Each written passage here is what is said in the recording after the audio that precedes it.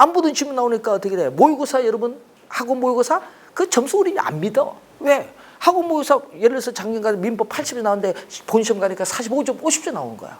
왜? 그건 아무런 의미가 없어. 학원 모의고사는. 왜? 여러분 점수 올려주기 위해서 점수 내는 문제, 그건 뭐래. 출제 되는 문제를 공부해야지. 그러니까 우리 학원 모의고사는 100점 맞아서 우리는 그 떨어진다고 해. 왜? 학원 모의고사는 중요한 게 아니야. 그 지문 여러분 다 보던 지문인데 최근 3년이 안 나온다니까요. 그러니까 문제가 본인가서 당황하는 거야. 안 보던 지문 나오니까. 그러니까 당황하니까 어떻게 돼? 갑자기 머리에 멘붕이 와요. 문제 푸는데 시간이 이거 몰라. 가다 보니까 민법 60분 가는 거야. 6, 70분. 그러니까 개론 넘어왔는데 개론 여러분 민법 문제 풀려고 하죠. 사람들이 그 잘못된 사고방식이야. 그러니까 개론 문제 50점도 못 맞아서 다 떨어지는 거야. 쫙쫙. 합격은 그렇게 하면 안 돼요. 그러니까 여러분 공부할 때 아까 얘기했잖아요. 쫙 그 정리를 잘 해두셔야 돼요. 예? 여러분 옛날에 민법 어렵게 출제했던 분은 지금 출제위원 안 들어가거든요. 왜냐하면 우리 법원에 조종관으로 지금 발령 나서 지금 법원 조종관이 있거든요. 서울 동부지법에.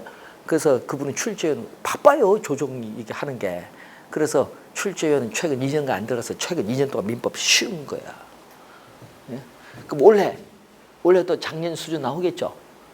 그분은 출제위원장이 계속 한 10년 했는데 그분 들어갈 때마다 민법은 어려웠어요. 근데 최근에 2년 동안 민법이 쉬웠어요. 예?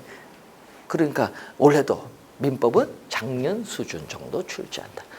민법 어렵게 낼 사람이 없어. 그러니까 결국은 뭐가 돼요? 시험 문제 난이도는 어디서 조절한다? 개론에서 조절하는 거예요. 옛날에 개론은 어려웠는데 요즘 개론 너무 쉽다고 생각하는 분들이 많은 것 같더라고요. 자, 그래서 여러분이 시험 문제 나올 때 어느 부분 나오냐 이걸 집중 공략을 해둘 필요가 있어요. 자, 여러분 민법은 작년 수준 출제하고요. 원래 시험 난이도는 개론에서 조절합니다. 그래서 이제 개론 조절을 하는 게 뭐예요? 아까 박스 형태의 문제 그리고 계산 문제를 많이 출제한다 이런 얘기입니다. 그럼 여러분 시간이 좀 걸리거든요.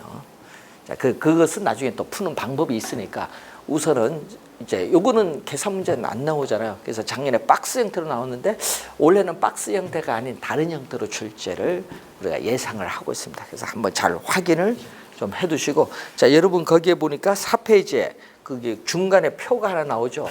거기 보니까 가격이 나오거든요. 가격에 보니까 가격이 변하면 뭐가 나와요? 수요 곡선 상이 좀 진하게 지어져 상. 그 나머지는 뭐죠? 나머지 가격 빼고 나머지는 뭐?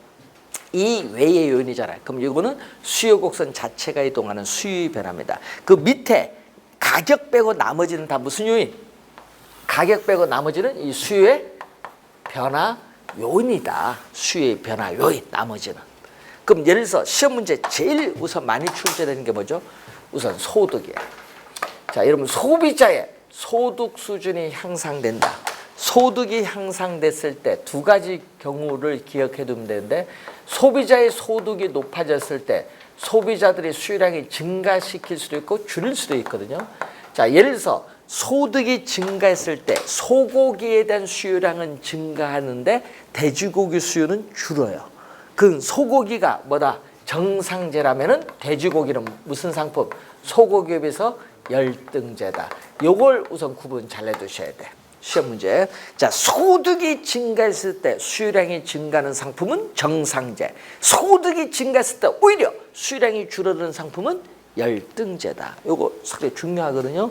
잘 확인해 두셔야 되겠고, 소득도 있지만 또 시험에 많이 나올 때 출제를 또 많이 게 요걸 또 출제를 많이 해야 돼. 선호. 자, 여러분의 아파트에 대한 선호도, 기호. 작년에도 출제했잖아요. 작년에 아파트의 선호도가 증가하면은 뭐죠? 아파트 수요가 증가하죠. 작년에 출제했어요. 선호, 기호로. 이것은 선호, 수요를 증가시키는 방향으로 선호가 작용할 수도 있고, 아니면 또 수요를 감소시키는 방향으로 선호가 작용할 수도 있어요. 그래서 이 선호도가 상당히 중요해요. 그리고 또 뭐가 있죠? 인구가 증가하면 수요가 증가하잖아요. 인구. 자, 소득, 선호, 인구, 이 수요의 전형적인 변화 요인이죠. 그리고 또 시험 지문에 나오면 여러분들이 또 많이 헷갈리는 게 요거 또 헷갈리시대. 이 소비자들의 미래에 대한 예상. 자, 여러분 아파트 가격. 자, 여러분 그 정부가 어제 무슨 발표 하나 했대요? 내년부터 뭐죠? 우리가 주택담보대출에 대해서 뭐를 했다? 원금 이자를 이제 같이 갚아 나가면은 사람들은 부담이 높죠. 그러려면은 올해 대출을 받고자 하는 거예요. 그러면은 그럼 올해 대출을 받기 위해서는 올해 사야 되죠. 그럼 올해 아파트에 대한 수요가 증가하는 거야. 미래에 대한 예상이거든요. 그리고 내년도에 아파트 분양 가격이 오를 것이라 예상이 되면은 현재 시점 소비자들은 아파트 가격이 싸니까 현재 시점 아파트 수요는 증가합니다. 미래에 대한 예상이 현재 시점의 수요에 영향을 주는 거예요. 미래에 대한 예상, 기대. 자, 요것 외에 많죠. 매수자의 수가 증가한다든지 또 우리 뭐가 또 시험 지문에 많이 나와요. 예? 요즘 뉴스에서 이 수가 뭐냐? 금리 아닌가요? 주택, 담보대출 또는 이 모기지론 금리. 이게 중요하잖아요. 미국이 금리가 인상되면 우리나라 여기 금리가 오르죠. 그러면 주택담보대출 금리가 오르면 소비자 입장에서 이자 부담이 높아져요. 이자 부담이 높아지면 구매력은 약화돼서 수요는 감소합니다. 그런데 만약에 주택담보대출 금리가 하락을 하면 어떻게 돼요? 소비자 이자 부담은 낮아지니까 구매력은 높아져서 수요는 증가하죠. 지금 금리가 많이 하락을 하고 있는데 몇 프로입니까 지금? 예? 한국은행 기준금리가 1.5%거든요. 엄청 낮아졌어요. 1.5%의 가상금리도 하니까 지금 여러분은 한 3% 정도 대출 이제 받는데, 야, 여러분 3% 거저입니다. 왜? 제가 옛날 주택 살 때는요, 95년도 그때 살 때는 13.5% 받았습니다. 예? 95년도에 대출 받을 때 저는 13.5%.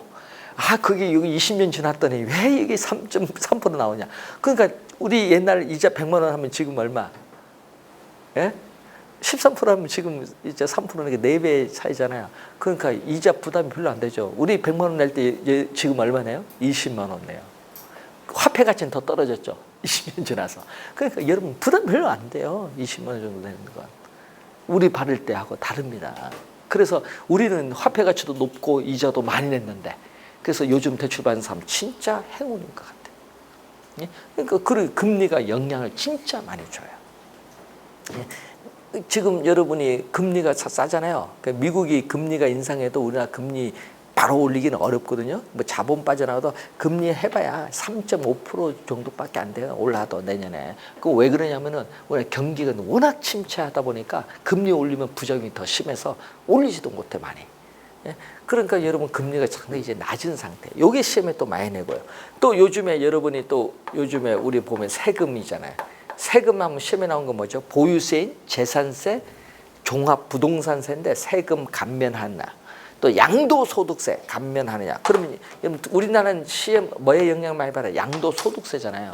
양도소득세를 감면을 조치를 해준다. 여러분 중과세 하다가 일반과세로 전환을 합니다. 그러면 어떻게 돼? 세금 부담이 낮아지니까 당연히 수요는 증가하죠.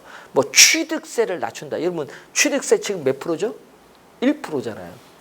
1%. 야, 저를 살 때는 4%인데 여러분 1% 내잖아요. 야, 그러면 그게 돈이요 차이가 많더라고요. 저를 낼 때는 한 뭐 예를 들어서 한 400만 원 냈으면 지금 얼마 낸다는 얘기예요? 100만 원 낸다는 얘기예요. 그러니까 세금 부담이 낮아지면 또 구매력은 높아져요.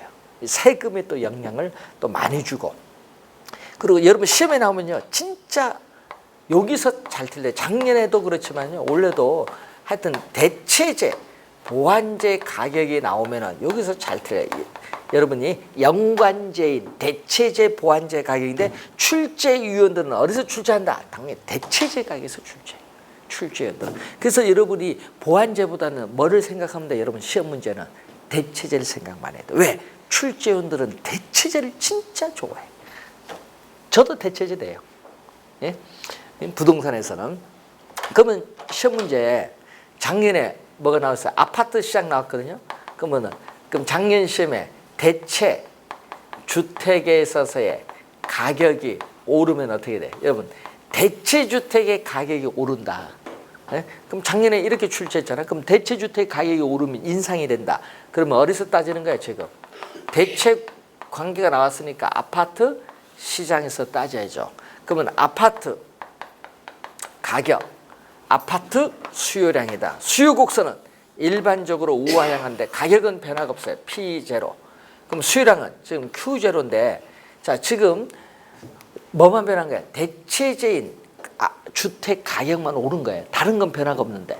그러면 아파트는 시장에서 가격은 변화가 없는데 대체 주택의 가격이 오르면 아파트는 가격은 변화가 없지만은 소비자 입장에서 생각하면 대체 주택 가격이 오른 것만큼 소비자가 느끼기에는 아파트 가격이 상당히 싸 보입니다. 저렴해 보여요. 그래서 소비자는 가격은 아파트 가격이 변화가 없지만 어떻게 돼? 아파트 수요량을 증가시키면서 수요 곡선 자체를 이렇게 뭔가 우측으로 이동시켜요. 그래서 대체 주택의 가격이 인상이 되면은 수요의 무슨 요인? 수요의 무슨 요인? 증가 요인이 돼. 이걸 시험에 많이 내거든요. 예? 하여튼 대체재가 시험에 나오면 헷갈리지 않도록 합니다. 올해도 진짜 중요합니다. 작년에도 요거 대체재 관계 몰라서 틀리신 분 많거든요. 자, 그러면은 시험 문제 예를 들어서 오피스텔 가격이 오르면 어떻게 돼요? 여러분 대체재인 자, 대체재인 오피스텔 가격이 오르면은 아파트 시장에서 아파트 가격은 변화가 없는데 아파트 가격은 오피스텔 가격 오른 것만큼 상대적으로 싸 보이니까 아파트 수요량은 증가하죠. 그러면은 오피스텔 가격이 인상하면은 아파트 수요는 뭔다? 증가죠. 수요가 지금 증가잖아요. 아파트 수요가 증가. 동일한 가격 순에서 수요량이 이만큼 늘어나서 수요 곡선 자체가 우측으로 이동하는 수요가 증가해요. 수요가 증가하면 아파트 가격은 어떻게 돼요? 아파트 가격은 상승할까요? 하락할까요? 수요가 증가하면 아파트 가격은 상승을 합니다. 그럼 시험 문제는 요걸 출제하잖아요. 예? 대체진 오피스텔 가격이 상승하면은 어떻게 돼요? 아파트 시장에서 아파트 가격은 상승한다, 하락한다 이렇게 출제해요. 시험에는 하락한다 출제하죠. 아파트 가격은 하락한다 하면은 그 지문은 틀린 지문. 뭐 아파트 가격은 상승하죠. 21회 시험에 정답 지문으로 출제했습니다. 하여튼 이 대체제에서 정답 지문을 많이 묻기 때문에 하여튼 대체제를 잘 공부하고 들어가셔야 돼요. 그러면은 원래 한 문제 맞출 수 있겠습니다. 자, 2번 문제 한번 보겠습니다. 부동산의 수요 곡선 자체를 우측으로 이동시키는 요인으로 가장 옳은 것. 우측으로 이동하면 뭐죠? 우측 이동은 수요의 증가가 됩니다. 그럼 수요의 증가 요인 찾아라 얘기입니다. 자, 소비면에서 보완제 가격이 상승한다. 자, 보완제 예를 들어서 커피 가격이 상승하면은 수요 법칙에 따라 커피 수요량은 감소합니다. 그럼 보완제인 프림 수요도 감소하죠. 1번은 수요의 감소입니다. 자, 커피 프림은 보완제 관계죠. 두 상품을 같이 이용해 만족이 높아지는 상품이 보완제입니다. 자, 소비면에서 대체재 가격 하락. 아까 여기 대체재 가격이 상승을 하면은 수요의 증가가 되면은 반대로 대체재 가격이 하락하면 수요의 감소가 되겠죠. 자, 그래서 2번 틀렸고 3번 소득 수준이 향상될 때의 정상제. 자, 여러분 소득 수준이 향상될 때의 정상제는 수요량이 뭐 한다? 증가하죠. 수요량이 증가하니까 뭐죠? 수요의 증가가 됩니다. 3번 정답이 되겠죠. 3번이 수요의 증가 요인이 되고 금리가 인상되면 소비자의 이자 부담이 높아지니까 구매력은 약화돼서 수요는 감소하죠.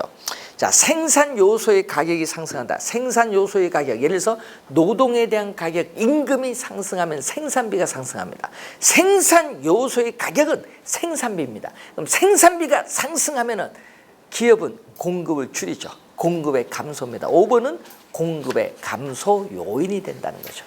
자, 그래서 여러분이 잘 확인을 해 두셔야 될 부분인데 올해 출제가 예상되는 부분이 되겠죠. 자, 그리고 여러분이 또 우리가 수요에서 우리가 또 기본적으로 알아야 할 것은 수요 법칙인데 수요 법칙은 분석하고 있는 변수를 제외한 또 다른 요인들은 아무런 변화가 없어요. 자, 분석하고 있는 변수인 가격을 제외한 다른 요인들은 일정 불변, 아무런 변화가 없을 때 가격이 오르면 소비자들의 수요량은 우리가 줄어들고 가격이 하락하면 소비자들의 수요량은 증가하는데 문제는 이때 가격과 수요량이 이렇게 반대로 변동할 때를 우리는 마이너스, 음의 관계라고 해. 마이너스. 음의 관계를 우리 뭐라고 하죠? 역관계라고 하죠. 역관계. 그래서 여러분 수의 법칙은 가격과 수요량 사이에 마이너스, 음의 관계, 역관계를 말하는데 이 수의 법칙을 그래프로 나타낸 것을 이렇게 수요 곡선이죠. 그럼 수요 곡선은 이렇게 우하향하는데 그래서 꼭 기억을 해야 될 것은 자, 수요 곡선이 우하향하는 것은 뭐 때문에? 수의 법칙 때문에 우하향합니다. 자, 우선 시험에 출제되는 용어 잘 기억을 해 두셔야 될 부분이고요. 자, 그리고 여러분 탄력성 원래 출제를 또 하죠. 자, 여러분 원래 계산 문제 출제를 할 텐데 탄력성은 여러분 자극을 주면 여러분 반응이 나타납니다. 반응. 자, 여러분 자극을 줘요. 그럼 자극을 줬는데 여러분 즉각적으로 여러분 반응을 한다. 자, 여러분 그 우리 요즘 수지침 같은 거 있잖아요. 그거 여러분 툭 찔르면요 즉각 반응한다. 그럼 탄력적이야. 예? 근데 침을 찔렀는데 반응도 없어. 그럼 비탄력적이야. 그러니까 자극을 주는데 자극이 우리 가격이죠.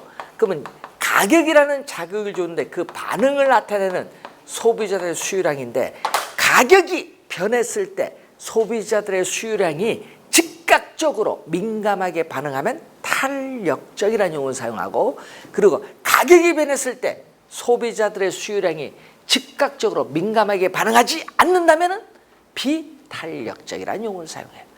즉각 반응하면 탄력적, 즉각적으로 반응하지 않는다면 비탄력적입니다. 이걸 우선 기본적으로 이해를 해둬야 되는데 그럼 시험 문제, 원래 계산 문제 출제되는 것은 바로 뭐죠? 수요의 가격 탄력성입니다.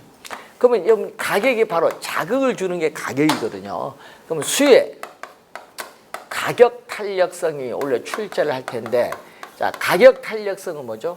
이 자극을 주는 가격은 뭘로 들어간다? 분모로 갑니다. 예? 그래서 자극을 주는 가격은 분모로 가고 반응을 나타내는 수요량은 분자로 갑니다. 예? 그래서 이 가격의 변화율, 자, 가격이 1% 변하죠. 가격이 1% 변했을 때 수요량이 몇 프로 변하느냐? 자, 가격이 1% 변했을 때 수요량이 몇 프로 변하냐? 근데 문제는 수의 가격 탄력성은 뭐죠? 수요는 법칙이 마이너스 관계니까 음수를 없애주기 위해서 절대값을 표시해서 플러스로 만들어요. 자, 이 내용을 계속 우리가 출제를 하고 있습니다. 예? 가격이 1% 변했을 때 수요량이 몇 프로 변했냐? 자, 한번 여러분 볼까요? 여러분 가격이 1% 변했는데 수요량이 5% 변했다. 그럼 얼마? 가격에 변해서 수요량이 민감하게 반응했네요. 5%니까. 이럴 경우 1보다 크면 뭐다? 1보다 크면 수의 가격 탄력성이 1보다 크면 탄력적이라고 해요. 가격의 변화에 대해서 수요량에 민감하게 반응하면 탄력적. 그런데 문제는 가격이 1% 변했는데 수요량이 이래서 0.3% 변했다. 그러면 얼마? 0.3이죠. 이럴 땐 1보다 작은데 이때는 가격의 변화에 대해서 수요량은 민감하게 반응하지 않습니다. 자, 이런 경우는 우리 비탄력적이라고 해요. 수의 가격 탄력성이 1보다 크면 탄력적, 1보다 작으면 비탄력적이라는 걸 우선 기억을 해 두셔야 되는데 자, 원래 이 수식을 이용한 문제를 출제를 하죠. 우리 작년 시험에도 우리 계산 문제 나왔는데 자, 프린트에 3번 문제 한번 보겠습니다. 자, 수의 가격 탄력성이 얼마? 2죠. 자, 이 수의 가격 탄력성이 지금 2예요. 2일 경우에 아파트 가격이 몇 프로? 10% 하락한다.